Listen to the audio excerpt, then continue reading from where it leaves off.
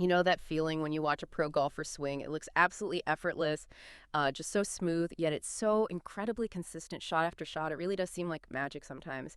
But what if that consistency, that magic, actually starts way before the club even gets near the ball? Well, today we are taking a deep dive into exactly that. We're uncovering the perfect pre-shot routine as refined over, 2 decades, by PGA golf professional Henrik Jentsch. Yeah, and our mission today isn't just about technique and isolation. It's really about cracking the code, how to seamlessly blend your mental game, your technique, and your physical setup, building that unshakable confidence, rock solid stability, and just a swing that flows, all before that club even twitches. And here's the core promise of this deep dive. We're trying to custom tailor this for you. We want to help you find your perfect starting position, especially when we talk about this really fascinating concept of core regions and how they influence your entire setup. Now, I bet many of you are already thinking core regions, what on earth are those? Before we jump into Henrik's routine, maybe you could quickly explain that. What defines a lower, middle, or upper core player? And importantly, how might someone listening start to figure out their own type? That's a great question, and yeah, it's absolutely crucial. It's where Henrik's insights really changed the game for setup. So Henrik's core regions relate to your body's natural sort of primary power source and balance point. Think of it as like where your body feels most stable and naturally generates power from. A lower core player, they tend to be more ground up, using their legs, their hips for power. They feel most stable, most powerful when they're firmly planted. So if you're someone who feels really strong, driving off the ground, or your hips are a major engine in your swing, you might lean towards lower core. Okay, so very much feeling the power starting from the ground. Exactly. Then you have the middle core player. They use a blend, really, of all three primary power sources: shift, turn, and extend. They're often seen as the, let's say, all-around type. They feel a balanced engagement from their lower body, their torso, their arms. If you feel like your whole body works together pretty equally to generate power, that could well be you. A bit of everything working together. Right. And finally, an upper core player. They might feel more rotational power coming from their torso and upper body.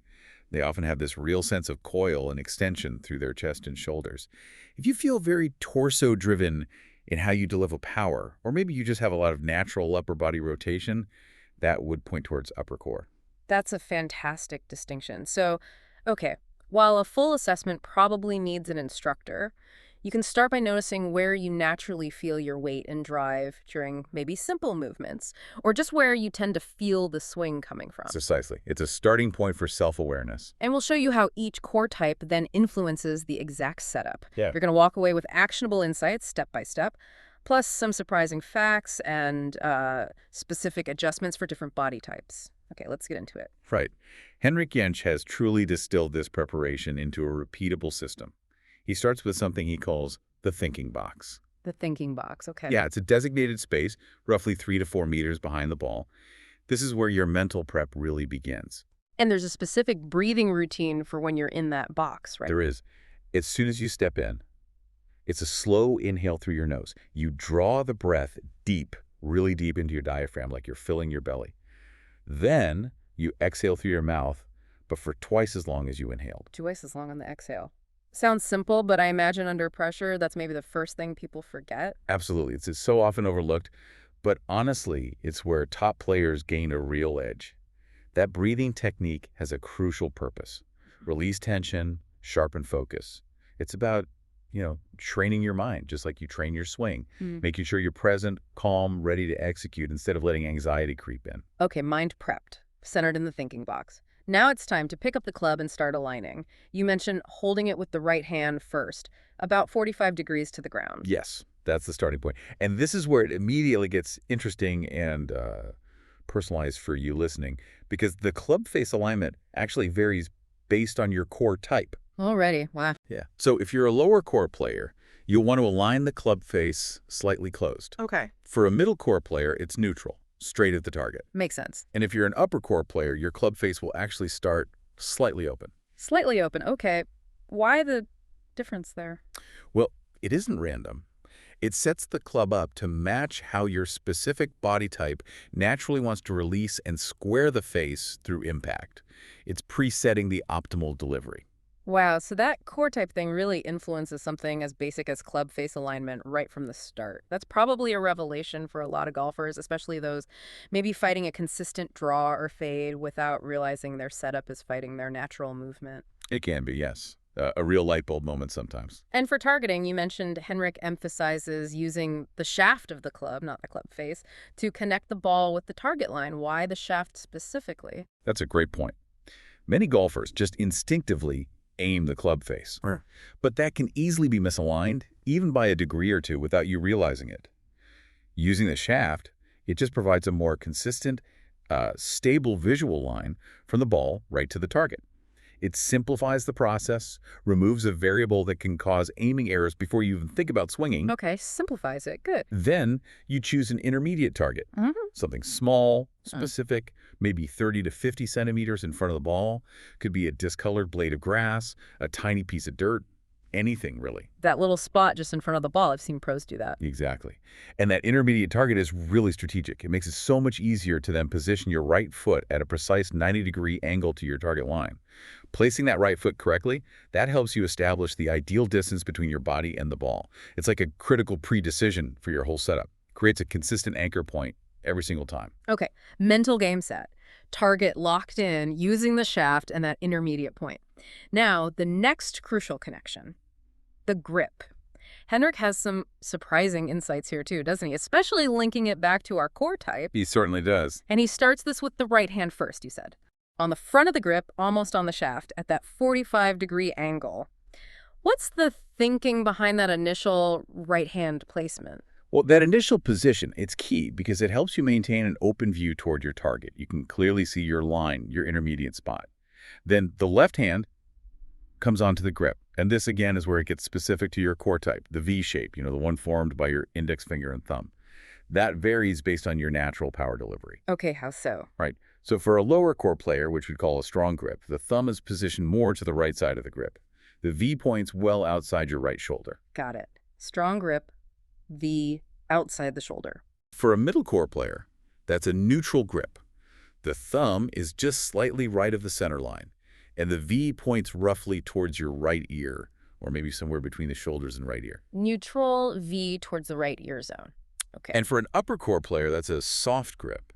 Here, the V points pretty much towards your nose or chin. Soft grip, V towards the nose. And we should probably clarify here, strong or soft. That refers to the hand position, right? Not how hard you're squeezing the club. Oh, absolutely critical point, yes. It's purely about the rotational position of the hand on the grip, not the pressure. That's a really common misunderstanding. So what does Henrik mean by a strong versus soft hand position, and why match it to the core type? Okay, so a strong grip for that lower core player means the lead hand, usually the left for right-handers, is rotated more clockwise, more to the right. You'll see more knuckles on your left hand. This creates leverage.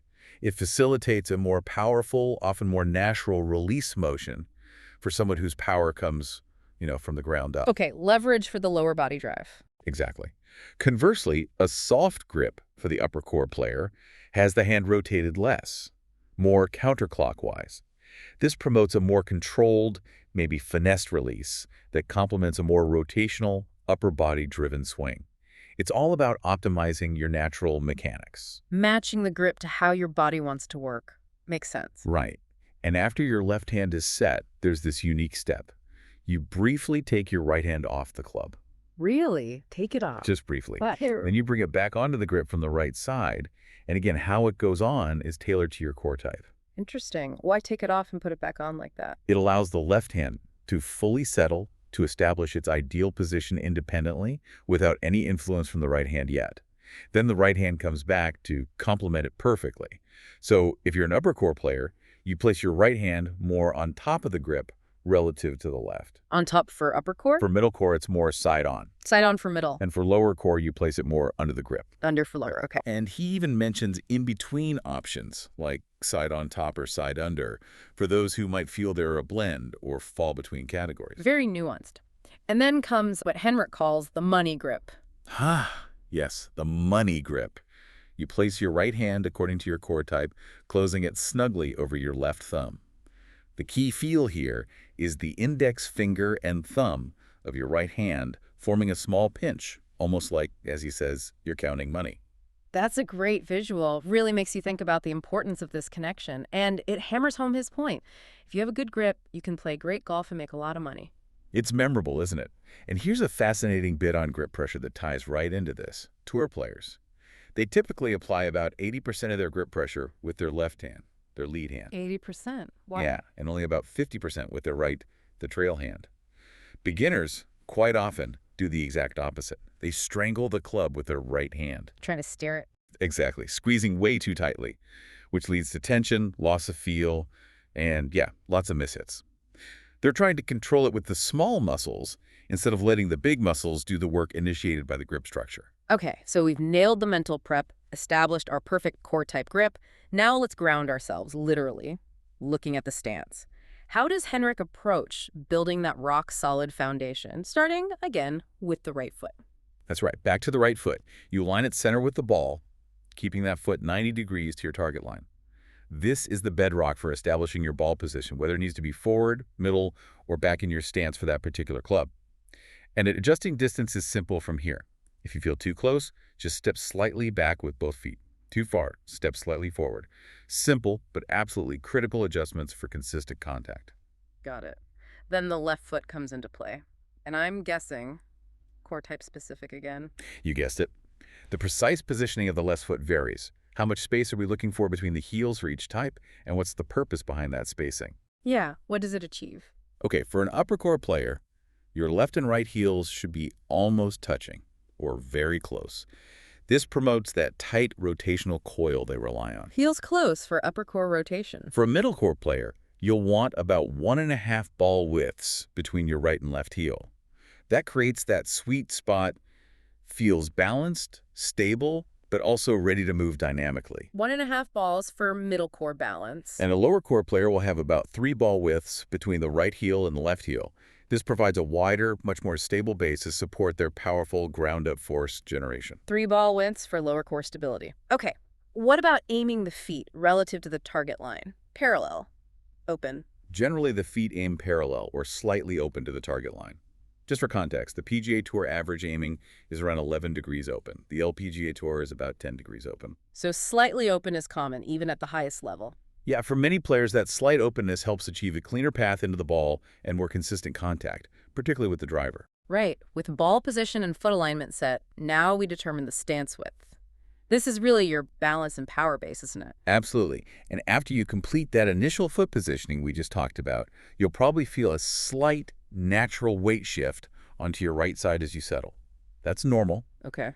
Then the actual width of your stance, again, directly impacts your balance and power potential based on your core type. An upper core player generally stands slightly narrower than shoulder width. This encourages greater hip rotation, more freedom for their torso-driven swing. Narrower for upper core hip turn. A middle core player usually sets up with their feet about shoulder width apart. This positions them perfectly to use all 3 power sources effectively: shift, turn, and extend. Shoulder width for middle core versatility. And a lower core player typically stands slightly wider than shoulder width. This naturally limits hip turn a bit, which is fine for them, but significantly increases their overall stability, allowing them to really drive off the ground powerfully. Wider for lower core stability and ground force. Okay? Now, how does ball position relate to these core types within that stance? Good question. There are general guidelines. An upper core player might find their ideal ball position slightly forward or even slightly back from center, depending on the club, allowing for that upward strike tendency. A middle core player often prefers it near the middle, maybe slightly forward of middle, and a lower core player, often middle or even slightly back of middle, optimizing their downward angle of attack. But you mentioned something important here. Even with these guidelines, different core types might end up with the ball in a similar spot. Exactly. It's crucial to remember that. Players at different core types might still have the ball in almost the same position relative to their feet. It often depends more on their weight shift dynamics and how they sequence their hip rotation and transition. So these are guidelines, starting points. It's about finding your personal sweet spot within these frameworks. So a practical tip might be, if you feel you need more hip rotation, maybe try standing a touch narrower. If you feel like you're spinning out, maybe too much hip rotation, try a bit wider. That's a great way to think about experimenting, yes. And this fine-tuning of ball position relative to your stance width and type is ultimately about helping you consistently find the low point of your swing for perfect contact, matched to your correction type. Okay, stance width and ball position dialed in. Next up is body posture. Getting those angles, the tilt, stability right, how do we start that? You start by standing upright, quite tall, arms hanging naturally. The shaft of the club should be held out at about 90 degrees to your upper body, arms at roughly a 45-degree angle from your body, almost like you're presenting the club forward. Okay, upright, presenting the club. Then comes the forward tilt, bending from the hips, and guess what? I bet it's core type specific. You're learning, yes, absolutely. This specific way of tilting ensures your spine angle is optimal and, crucially, consistent for your natural movement pattern, shot after shot. So how does that tilt change for each type? What would someone actually see or feel differently? Right. For a lower core player, you basically maintain that shaft at 90 degrees to your body as you tilt from the hips. You keep a very stable, relatively upright posture through the torso. Keeping that 90-degree angle for lower core stability. A middle core player, from that initial upright position, lets the club head drop maybe about 10 degrees towards the ground as they tilt. It's a subtle lean forward, finding that balanced midpoint. 10-degree drop for middle core balance. And an upper core player lets the club drop almost fully towards the ground, maybe around 20 degrees from that initial 90. This creates a more pronounced bend from the hips, really emphasizing their upper body's rotational freedom. 20-degree drop for upper core rotation. Got it. And there's another detail. The butt end of the grip also has a precise relationship to your lead leg, usually the left leg. Okay. For a lower core player, the grip end should align with the outside edge of the left thigh. Outside edge for lower. For a middle core player, it's about midway between the outside and inside edge of the left thigh. Midway for middle. And for an upper core player, it aligns with the inside edge of the left thigh. Inside edge for upper. Wow, that's specific. What does that achieve?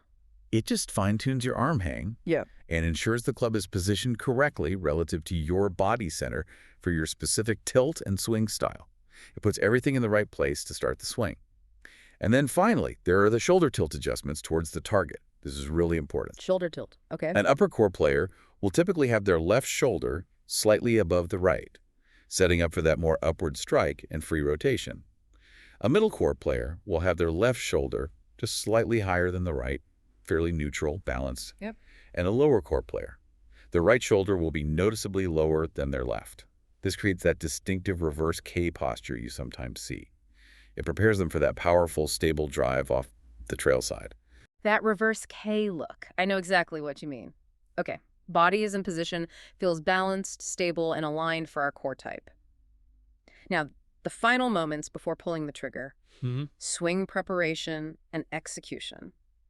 There's a specific final look sequence. Yes, a very deliberate sequence. First, you look down at that intermediate target, the one 30 to 50 centimeters in front of the ball. Okay, intermediate spot first. Then, turn your head further, look out at your main target in the distance. Main target. Then bring your eyes back to the intermediate target again. Back to the intermediate. Then back to the ball. And then you make your full swing.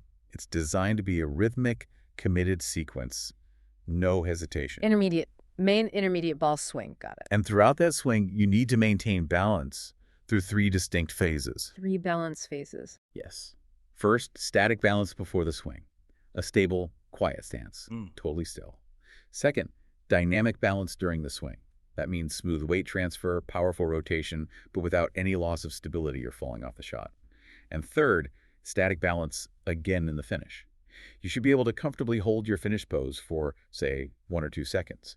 It shows you maintained control all the way through. Static, dynamic, static. Why is hitting all 3 so critical? Well, balance is just fundamental to consistency and power in golf. If you're off balance at any point address during the swing finish, your body has to make compensations. And compensations lead to inconsistent strikes, loss of power, loss of accuracy. Maintaining these balance phases ensures you stay centered and in control from start to finish. It's non-negotiable, really. Makes sense. And each core type has a distinct motion pattern that naturally emerges from this correct setup, right? Exactly. Their swings look and feel different because they're using their bodies differently based on their core strengths. An upper core player primarily uses turn and extend.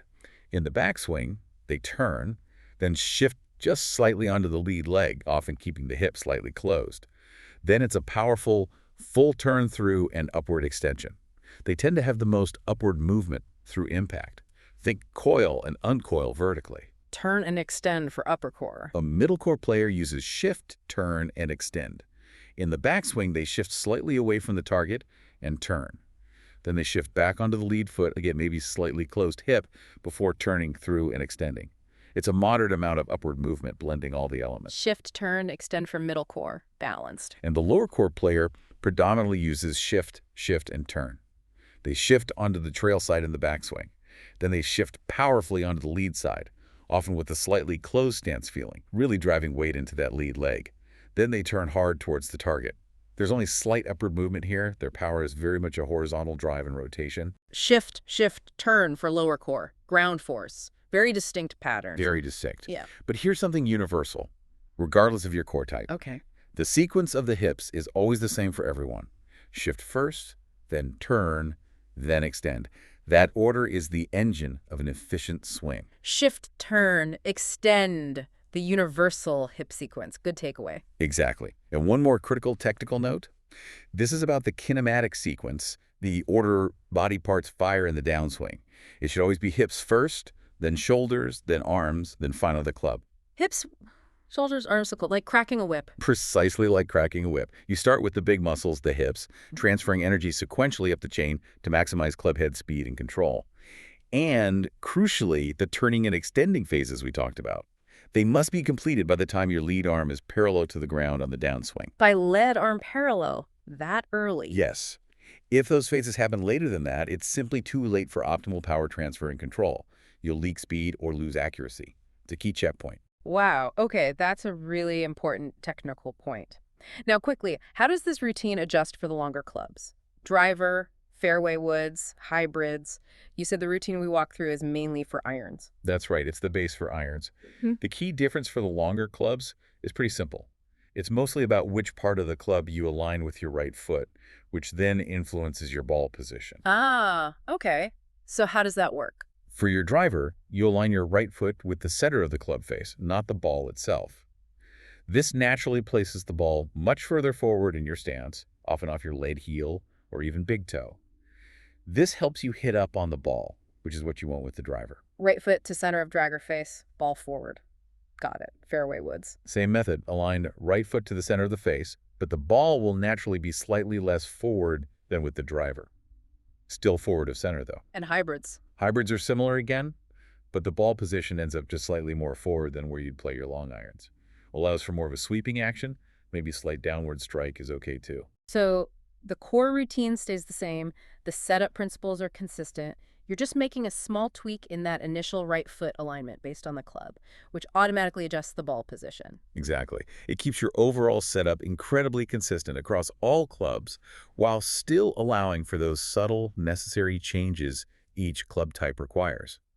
You're not reinventing the wheel every time you pull a different club. You're just making one targeted adjustment. This seems much simpler than having totally different setups. It is. Now, ultimately, while all these positions and movements are based on solid biomechanics and, what we see in elite players, every single golfer is unique. Right. These are optimal starting points, templates based on your natural tendencies. Precisely.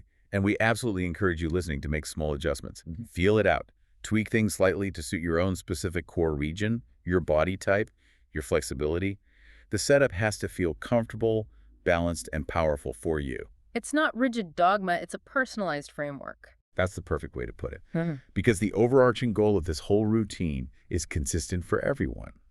Achieve that static balance at address, maintain dynamic balance through the motion, and hold that static balance again in your finish. Do that with every club in the bag. And you build incredible confidence and consistency right into the foundation of every single swing. Fantastic. A really comprehensive system. Yeah. Okay, here's a final thought for you to maybe mull over as you work on your own pre-shot routine based on these ideas.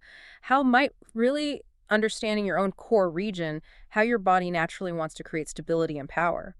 How might that understanding extend beyond the golf course? Could it maybe influence how you approach balance and power in other sports, other physical activities, or perhaps even just how you physically carry yourself, navigate, interact with your daily life?